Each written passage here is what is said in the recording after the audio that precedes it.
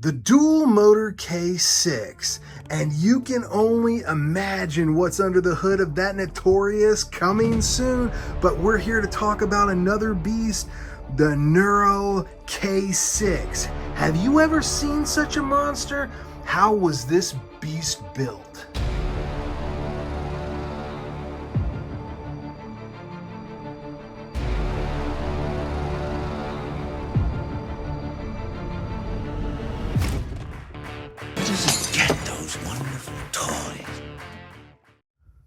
What's up, guys? Welcome back to the channel. We've got a great one for you today. We have a very relaxing winter shop video. I love these ones. We got ourselves a little bit of tea here. We're going to be answering some of your questions about how this build was built, what we have in store for the rest of the Arrma 6S lineup, and just kind of going over what exactly the channel is doing with rebuilding and redesigning the entire Arrma 6S lineup. So this is actually the channel's first build of 2024. However, I really had a hard time keeping this build under my hat because I'm very, very excited about it. It has the new Radioactive RC drivetrain, and really I'm trying to get some builds out in the winter time. That way I have more time in the summer to play with these, to run them, to test them. That way you guys see as well how these RCs perform, because we don't just build them and let them sit. We test these things within an inch of the build quality. We want to make sure that everything is holding up, and if it's not, we want to find the weak points so we can fix it. And I'm always up front with you guys about any weak points in the design and what I do to correct it for future applications. And that's part of it, is I'm trying to perfect or come as close to we can as perfecting a design before it's released to the public, or maybe one day one of these RCs is going to find its way into your collection. You never know. All right, guys, let's start going over this and exactly what all the components are and how we built it. And then I want to go over some of the questions that you guys had regarding the build, and they were great questions. So it's been a while since I've done one of these shop talks, and I don't feel as much pressure. I kind of almost feel like I'm sitting here talking with you guys right here in the shop, in the studio, and I don't feel as if I have to have everything and you know, laid out script wise and everything. So I really appreciate these videos, and you guys give me your feedback in the comments below if you guys like these shop videos as well. All right, so let's talk about the giant elephant in the room, this new drivetrain. Now, this new drivetrain is going to find its way into a couple different RCs, not necessarily anymore in the Arrma 6S lineup, but some other applications in maybe a pulling tractor and some other things coming up. What exactly this is this is a BLX 2050 6S motor, and this is an Arrma motor mount. And what I did is I cut off the center piece because that would have made it too wide, and it would have left a lot of extra baggage there, a lot of extra weight that we didn't need. So we just went ahead and made a clean cut there. And as you guys can see, we've got a direct drive coupler in there. Now, if you're new to RC or you just don't know what a direct drive is, because really there's none in the RTR market. I've seen this done a couple different times, never on an Arrma 6S in this tight configuration. But basically, when you have a direct drive like this, you're running a 1-to-1 gear ratio. That would be as if you were running a 52 spur and a 52 pinion, or a 39 spur and a 39 pinion. It's the same. It's a 1-to-1. You guys get the idea. So this transmission is the Radioactive RC transmission. You guys have seen me use this in the Shred Cat. You guys have seen me use this in the Bandit, and man, this thing has taken a long time to develop. It's really a marvel, and if you guys have been with the channel for a while, you guys have seen that this didn't have such happy beginnings. It has shredded and shelled more transmissions than I'd like to comment on. Shaft right here, that is not turning. It wants to turn though.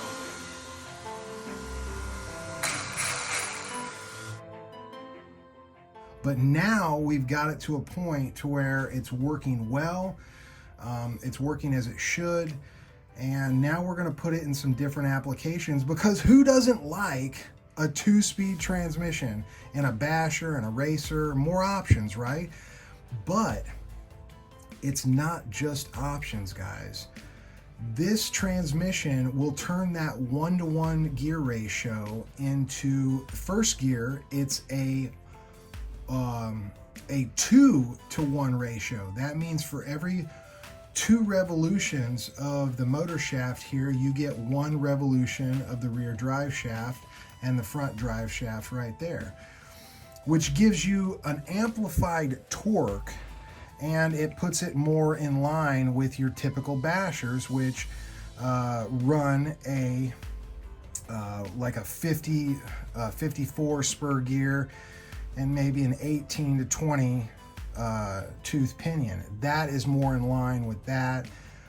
It's not until we shift into second gear, and this is a shift on the fly transmission, so I can take this up to 30, 40 miles an hour and safely shift this transmission from first to second. And that's when things really get interesting, guys. That's when that's when we need to figure out if things are going to hold up or not, which is all part of this testing and research process. Is if we just kept with the stock configuration, we'd never know what could be or what we could actually do. Will these parts handle it? So we go to a 1-to-2 ratio in second gear, which leaves this rear shaft system, the transfer case. This doesn't have a differential, it has a transfer case, but it leaves it spinning north of 90,000 RPMs, which is hard to believe, because really there's not another basher on earth that spins at that kind of RPM. Not without breaking something, not without cogging. You can't really get to that RPM without a first gear first, which we have. So that's what makes this drive line so special. And one of the biggest questions that I got was this rear drive shaft. Now, this is kind of an optical illusion. It's I almost have to show you guys from above the drive line angle there, but it is not touching the cup there, and it is not touching the cup over here. There are some wear marks that are right around the cup, but no more than what I see on any of my stock Arrma driveline. This drive shaft, you can see here, it has plenty of movement, and as it turns,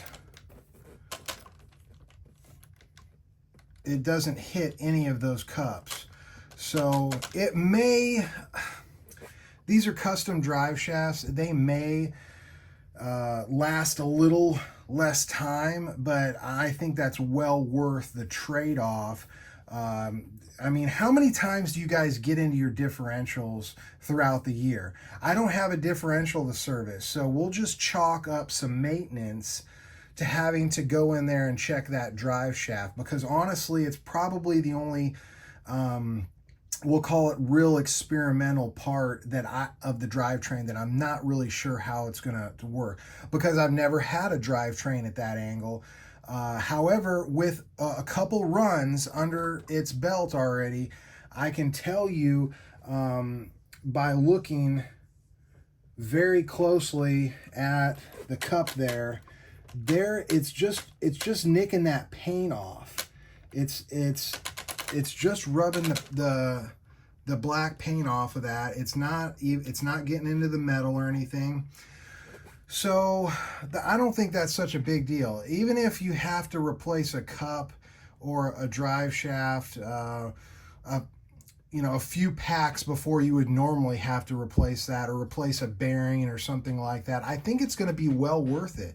And we don't even know. It might last the entire time. Do you know how many people I had telling me that the center diff of the dual motor K6 was not going to hold up? It has still held up a year later, and it is one of the most fun bashers I have ever had the pleasure of driving. Not only that, it's an absolute work of art.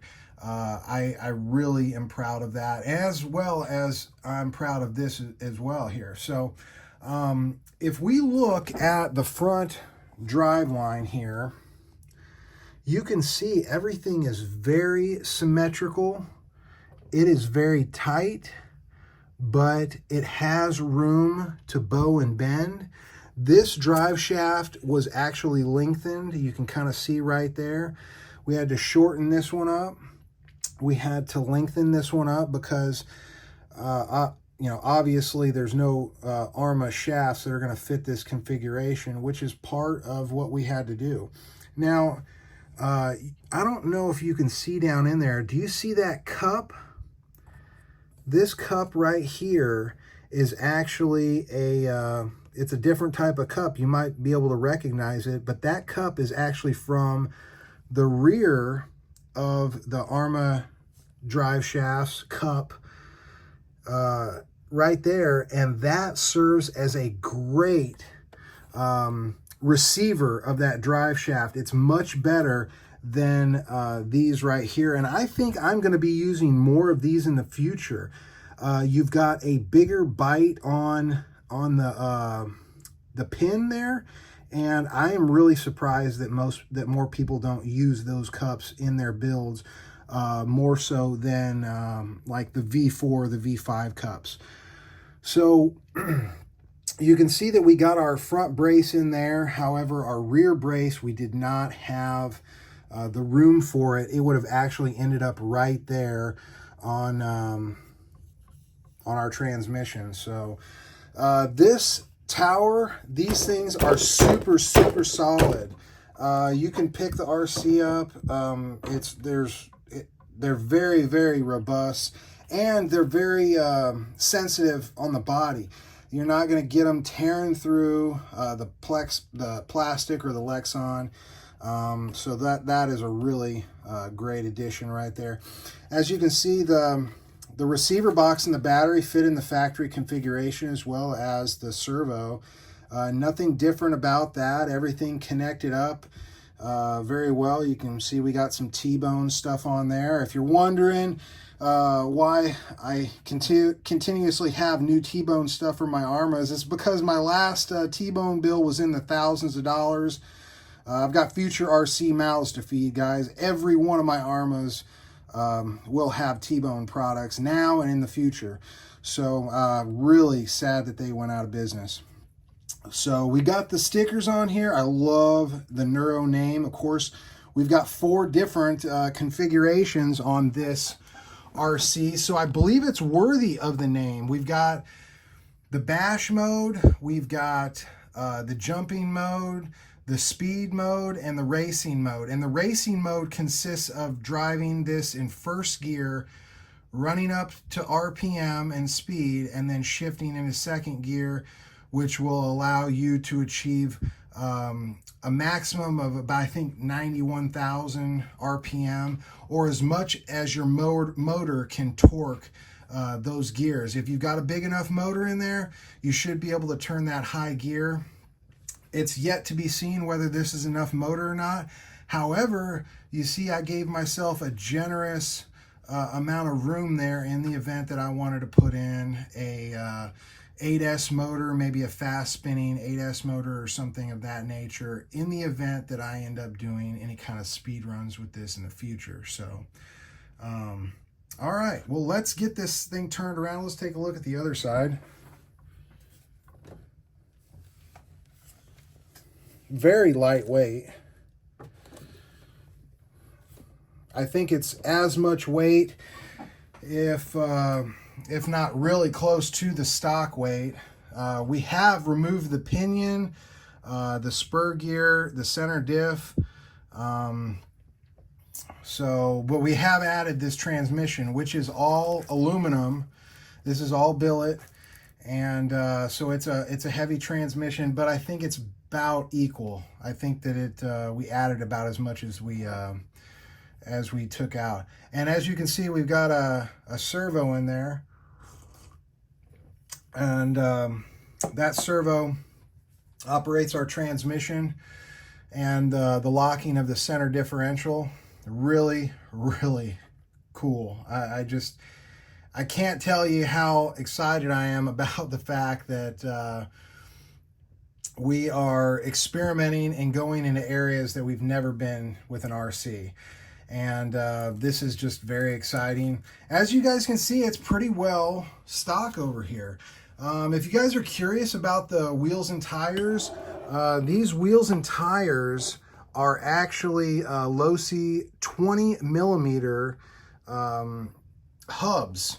So you can't get these hubs anymore. I think there's a couple places you can get them, but that's how you run these big lightweight tires. And I'm not sure if these are going to be good for speed runs. Probably not, but I think they're going to be a great basher tire or a racer, because that's really what this is about, is going really fast, being able to bash, being able to skid around in the dirt and just kind of do your thing. So I've tried to keep it as much stock as possible, and a lot of people are asking me why. They're like, why don't you upgrade the springs? Why don't you upgrade this or that or the other? Well, the truth of the matter is, I want you guys to see what your Arrma could be like. Like, this could be an Arrma upgrade package, kind of like you have with your Shelby Mustangs or something like that. You know, just something cool that already adds to a great platform. I'm not knocking the Arrma RCs. I love them. There's no bigger fan, believe me. I just think that they need to replace their chassis. Speaking of chassis, I have a long list of people that are wanting chassis. You guys know who you are, all the way from the UK to Australia.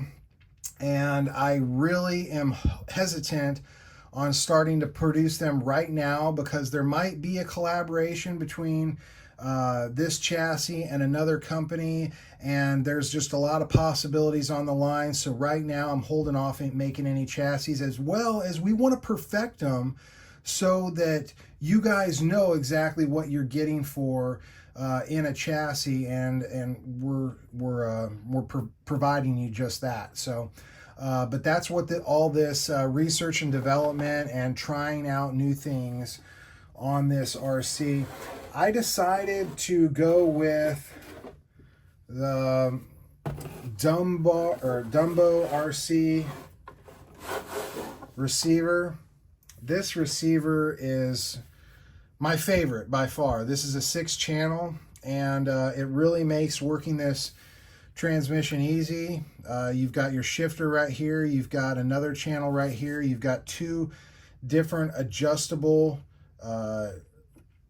knobs right there that you can use on different configurations. Each one of these channels does something different, except for these 2. Those things are identical.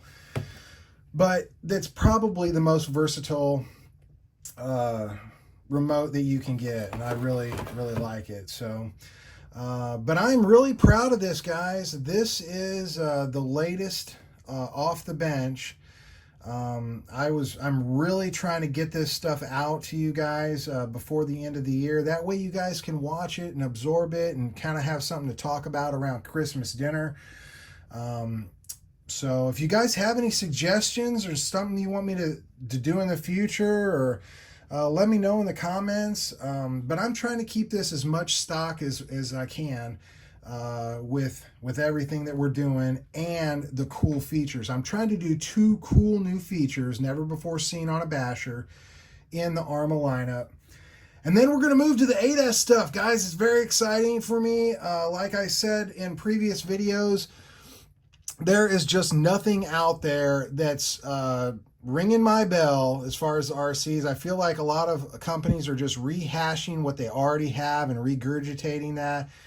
But every time they do that, we get a new differential or a new part, so that's not all bad. But as far as I am concerned, as far as this channel goes, I am building my dream RCs, guys. And if you like what you're seeing, if you like the builds that we're making on these chassis, then like and subscribe. It really helps the channel out, helps the algorithm, helps us stay in the loop, and it'll help you guys stay up to date on the latest and greatest that's coming out of the Radioactive RC shop. And guys, I'm very humble that you guys are following my work, and I really can't wait to see what the future holds. I have so many ideas. We haven't even scratched the surface. So, all right, guys, until the next one, we will see you radio heads later.